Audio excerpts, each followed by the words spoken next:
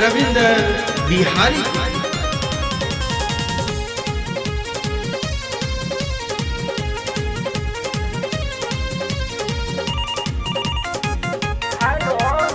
सिरावल के हो ताजयकार आई कुआर चलो मदरबार।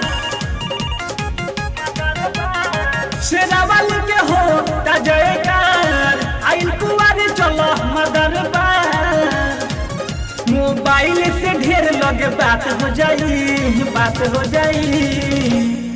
हेलो हेलो का हो ढेर दिन भेंट कोइला भइल बा ना मेला में भेंट ना होई। हम आउते बानी ओही जरूर रही त मेला घूमे ओइनी हो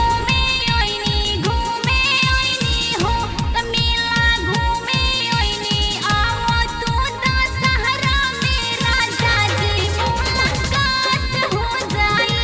त मेला घूमे ओइनी आओ नवरात में राजा जी मुलाकात हो जाई।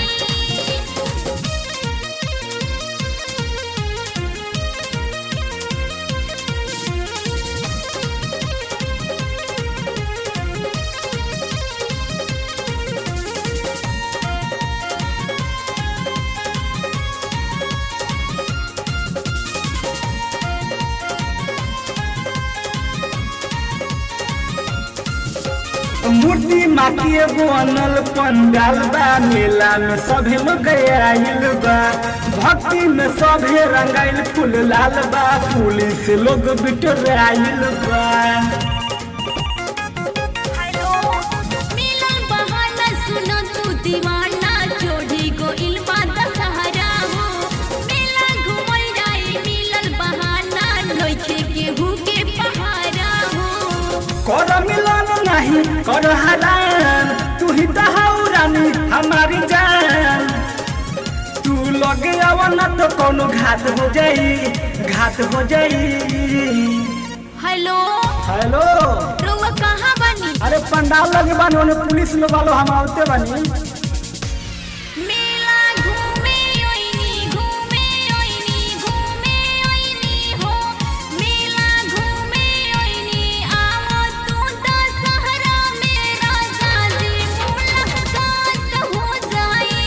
मेला घूमे ओइनी आओ तू नवरात में राजा जी मुलाकात हो जाई।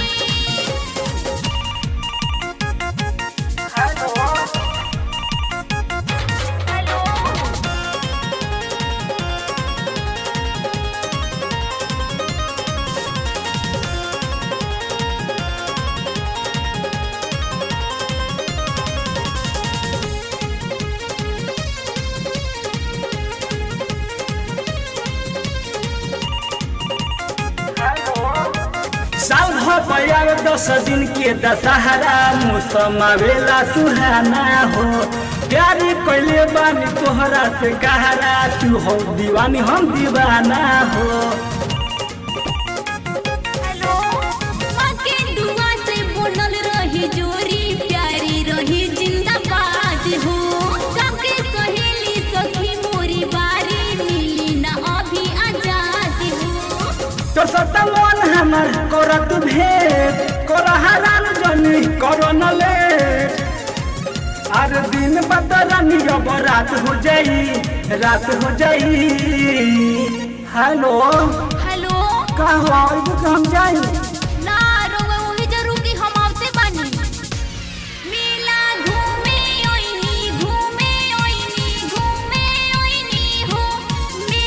घूमे ओइनी आओ तू दशहरा में राजा जी मुलाकात हो जाई। मेला घूमे ओइनी आओ नवरात में दीवाना मुलाकात हो जाई।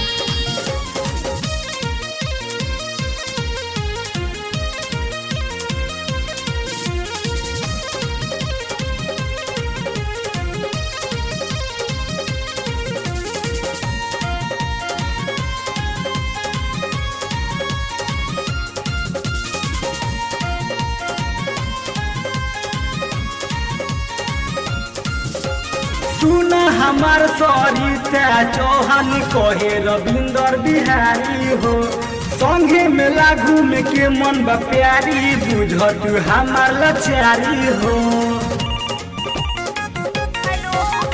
छोला जिलेबी जमीन खाई जाई दशहरा की माजा लुटल जाई हो मेला घूमल जाई दोनों हो प्यारी जगराता डीजे सुनाई हो।